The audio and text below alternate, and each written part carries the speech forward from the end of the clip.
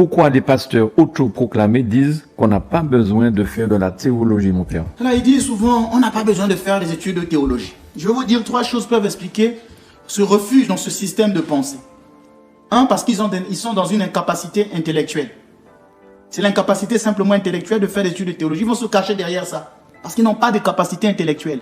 Deuxièmement, c'est la recherche de la popularité. Ils veulent vite avoir des foules. Ils veulent vite avoir des gens dans leur église. Tellement qu'ils sont pressés qu'ils ne vont pas avoir le temps d'aller faire des études de théologie. Alors que dans l'église orthodoxe, comme dans l'église catholique d'ailleurs, on prend tout le temps pour former les ministres du culte. Mais là, on ne veut pas prendre son temps. Pour eux, prendre son temps, c'est perdre son temps. Alors qu'est-ce qu'ils font? Ils vont vite aller, la recherche de la popularité, ils vont faire qu'ils ne vont pas faire les études. Et troisièmement, souvent, c'est la recherche de l'argent. Quand ils ont commencé, ils étaient pauvres. Devenus pasteurs, ils ont maintenant des jets privés, ainsi de suite. Je vais vous donner un témoignage que j'ai lu sur les réseaux sociaux, sur Internet. Il s'agit d'un pasteur qui parlait d'un cas. Il disait, je connais un Burkinabé qui est venu ici à Ouagadougou. Il a fréquenté mon église. Il était assez orgueilleux. Il voulait prêcher et devenir pasteur. Il voulait être reconnu. Le pasteur principal étant son oncle, il souhaitait utiliser cet avantage pour être un leader. On lui a dit non, ce n'est pas comme cela que ça marche. Il lui fallait se former, aller à l'institut biblique. Les ADD ne l'ont pas autorisé à être pasteur sans formation. Mais pour ce temps, rester assis, c'était insupportable. Alors il a commencé à venir moins souvent. Puis un beau matin, il a disparu. Nous avons appris qu'il avait créé une église dans un autre quartier de Ouagadougou. Elle existe toujours. Il a ouvert une station radio, la radio Djem. Il avait gardé des relations avec la Côte d'Ivoire. Il faisait beaucoup de bruit. Il s'est autopromu bishop, évêque. Derrière le show, il n'y a pas grand-chose. Les rares fois où l'on entend prêcher, on a honte. On a envie que les gens n'entendent pas ça. Aujourd'hui, la liberté de culte, mais il suffit que l'on dépose un nom, qu'on déclare à l'administration et on est reconnu. Cela favorise les débordements. Il y a 2 ans, un groupe qui fait la délivrance s'en est pris un enfant. Ils l'ont frappé pour faire partir le démon. L'enfant est mort. Est-ce cela jette le discrédit sur tous les protestants? Ce n'est pas normal. Il faut insister sur la formation. C'est vraiment le témoignage d'un pasteur. Maintenant, on va mettre les choses au clair. Ils disent qu'on ne peut pas faire la théologie. La théologie, c'est une science charnelle. J'ai entendu un pasteur mettre ma photo sur dire que le père Menas, il fait de la théologie, c'est une science charnelle. Mais ce pasteur-là, quand il est malade, pourquoi il va voir les médecins? C'est aussi une science charnelle. Il portait des lunettes. Ça veut dire qu'il est allé voir un ophtalmologue. C'est une science charnelle. Donc, quand ils sont malades, ils vont voir les médecins qui pratiquent des sciences charnelles. Pourquoi ils ne vont pas prier le Saint-Esprit pour qu'il les guérisse? C'est quoi réellement la théologie? Il faut mettre les choses au clair. La théologie, c'est un discours sur Dieu. Théo veut dire Dieu, logos, c'est le discours, la parole. Et un théologien, c'est celui qui parle de Dieu. Les pasteurs, ne parlent-ils pas de Dieu? Ça veut dire qu'il est théologien. Tout homme qui veut parler de Dieu entre dans la théologie. Quand vous commencez à citer des versets bibliques, des chapitres de la Bible, vous êtes dans la théologie. Comme un peu Monsieur Le Jourdain qui faisait de la prose sans le savoir. Donc vous faites la théologie. Mais la théologie, c'est quoi? C'est une formation à la foi. On fait la théologie parce qu'elle est utile pour défendre la foi. Le but de la théologie, c'est l'apologos, l'apologia, comme disait Saint Pierre. Il faut que tu sois en mesure de défendre la foi que tu as reçue. Donc c'est l'apologie. La théologie fait appel à l'apologie, à la défense de la foi. La théologie sert donc à refuter l'hérésie, à expliquer les dogmes. C'est pourquoi il faut faire la théologie. Quand ces pasteurs disent Jésus est Dieu, il fait la théologie. S'ils vous disent que non, par exemple, Marie, c'est une déesse, ils font de la théologie. Donc la théologie, c'est tout discours sur Dieu. Il faut donc une formation théologique aujourd'hui pour répondre par exemple aux sciences philosophiques. Le pasteur aujourd'hui, comment va-t-il dire? Je vais vous donner un exemple. Le pasteur ne connaît pas Nietzsche. Nietzsche dit par exemple que Dieu est décédé et que nous autres humains, nous lui avons offert la mort pour la simple et bonne raison qu'il n'a jamais existé. C'est ce que dit Nietzsche. Que va dire le pasteur devant Nietzsche? Il va simplement dire Matthieu chapitre tant, Luc chapitre 4. Je vous donne un exemple 2. Les gens disent qu'est-ce que la religion? Sinon une vaste rumeur. Et puis la naïveté des hommes capables de croire à quelque chose dont ils n'ont rien vu, ni touché, ni senti. Aujourd'hui, c'est ce que disent les athées. Que va dire le pasteur devant les athées? La Bible déclare la parole de Dieu, amen, alléluia. Je vais vous donner un autre exemple. Il y a certains athées qui disent, si Dieu existait, il n'y aurait pas de mal. Si Dieu est tout puissant, pourquoi il y a la mort? Pourquoi il y a la souffrance? Pourquoi il y a les guerres? Dieu qui avait choisi le peuple d'Israël, pourquoi dans cette terre, aujourd'hui, il y a des guerres? Que va dire le pasteur? La Bible déclare, Matthieu chapitre tant. Je vais vous donner un exemple. Il y a Feuerbach qui a parlé de l'essence de la religion. Pour lui, la religion devait être anthropologique et non tournée vers Dieu. Que va dire le pasteur devant Feuerbach? Donc la théologie doit avoir les qualités de tout discours rationnel ou philosophique.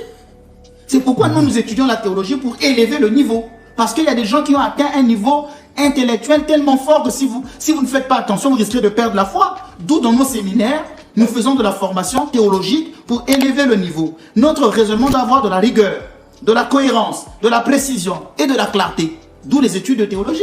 Mais ces pasteurs-là, ils sont restés au Moyen-Âge. C'est pourquoi ils peuvent publier dans des pays en Afrique où malheureusement beaucoup de gens souffrent, ils ont besoin de leur discours. Comme je disais que leur discours n'apporte jamais des problèmes, des solutions aux affaires bioéthiques ou des affaires politiques. Ils ne sont jamais tournés vers ça. Toujours des discours à promettre, monts et merveilles.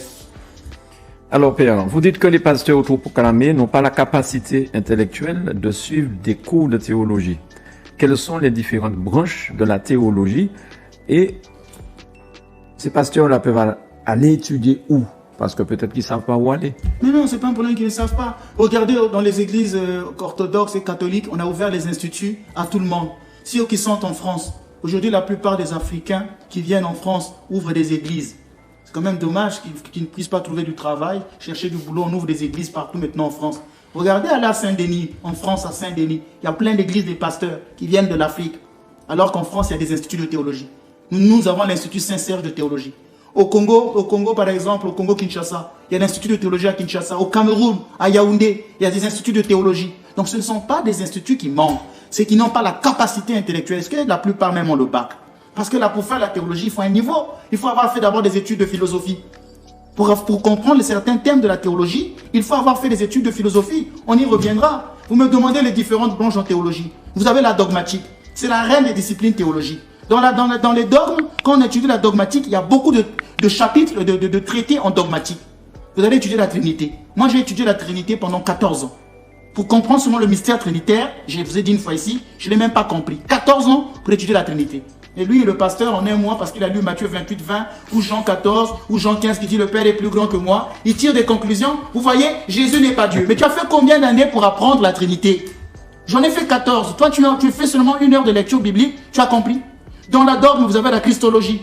Et dans la christologie, vous allez étudier les différentes hérésies, comme le nestorianisme, le monophysisme, le monothélisme. Est-ce qu'ils connaissent ce genre d'hérésie? Il y a des gens qui ont dit que Jésus n'était pas Dieu parce qu'ils n'ont pas eu le temps d'étudier la christologie. Vous avez la soteriologie, qui est la théologie du salut. Vous avez l'ecclésiologie, la théologie de l'église. Quand je dis que l'église elle est une, sainte, catholique et apostolique. Pourquoi je le dis? Parce que j'ai étudié l'ecclésiologie. L'église, c'est pas le ministère de la compassion. C'est pas l'église protestante de ceci. C'est pas l'église évangélique. L'église, elle est une, sainte, catholique et apostolique. Je reviendrai un jour. Il faut étudier l'eschatologie. Comment les corps reviendront-ils le jour de la résurrection? Quels sont les signes précurseurs de la fin du temps? Aujourd'hui, malheureusement, parce qu'ils n'ont pas fait des études d'eschatologie, ils sont devenus millénaristes. Ah là, Jésus va revenir en 1914, ce que disaient les témoins de Jéhovah. Nous sommes en 2025. Il faut étudier la cosmologie ou la création pour ne pas confondre le déisme et le panthéisme. Il faut étudier l'angéologie. Quand vous étudiez les anges, l'angéologie, vous allez étudier l'iconologie, c'est-à-dire la science des icônes. Pourquoi il y a des images dans l'église? Il faudrait étudier la démonologie, la science des démons. Vous allez étudier la mariologie, la théologie sur la Vierge Marie. Bien que le mot mariologie n'est pas dans l'église orthodoxe. Mais nous avons la théologie mariale, mais le mot mariologie vient de nos frères catholiques. Il faudrait étudier aussi la différence entre la dogmatique catholique et la dogmatique orthodoxe. Parce que vous avez la question, par exemple, du filioque. Pourquoi on dit que l'Esprit Saint procède du Père et du Fils dans l'église catholique? Il faudrait étudier aussi l'histoire de l'église. Elle joue un rôle capital dans les études de théologie. Il faut étudier la succession des événements et des faits qui ont marqué l'église au cours du temps. Malheureusement, chez les protestants, l'église commence avec Luther. Mais avant Luther, il y avait bien l'église. Il y avait des conciles. L'église est née le jour de la Pentecôte et non au XVIe siècle avec Luther. Qu'est-ce qui s'est passé entre le jour de la Pentecôte jusqu'à Luther? Donc il faudrait réétudier l'église primitive, l'histoire de l'église à partir du schisme, les églises orthodoxes, l'église latine, les églises orientales hétérodoxes. Ça, ils ne connaissent pas qu'il y a des églises orientales hétérodoxes, comme les nestoriens, les monophysites. Il faudrait étudier l'histoire de l'église à partir du protestantisme avec ses différentes composantes, le luthérianisme, le calvinisme, l'évangélisme, les méthodistes.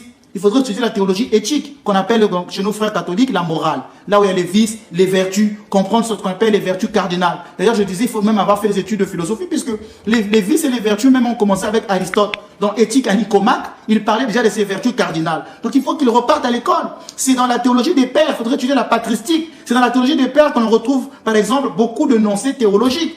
La plupart de ces pasteurs font des erreurs grossières parce qu'ils n'ont jamais étudié ces matières-là. Et comme ces matières-là demandent un niveau intellectuel, quand je dis à la télévision, mais élevons le niveau. Je ne peux pas, moi, discuter avec des gens comme ça. C'est me rabaisser, monsieur Granier. C'est le jour, dernièrement, il y a un pasteur qui voulait faire un débat avec moi ici, à Zouk TV. Je l'ai pris dans le couloir de notre télévision. Je suis resté 5 minutes. J'ai dit, mais monsieur, vous n'avez pas le niveau. Vous êtes un perroquet. C'est-à-dire que dans tout ce que vous dites, je ne sens pas le niveau. Je ne peux pas me rabaisser à votre niveau. Vous allez venir sur le plateau, ça va être ennuyeux. Parce que vous serez là à dire Jean 10, Matthieu 4, Luc 4. Il me faut une analyse pertinente. Moi, je veux quelqu'un qui va élever le niveau. Je ne veux pas de la bassesse. C'est pourquoi ils ne peuvent pas faire ces études-là, parce que ça demande un niveau intellectuel. Ils n'ont pas la capacité. Mais en parlant de ça, mon père, est-ce que vous avez des réponses ou des nouvelles du pasteur Marcelo?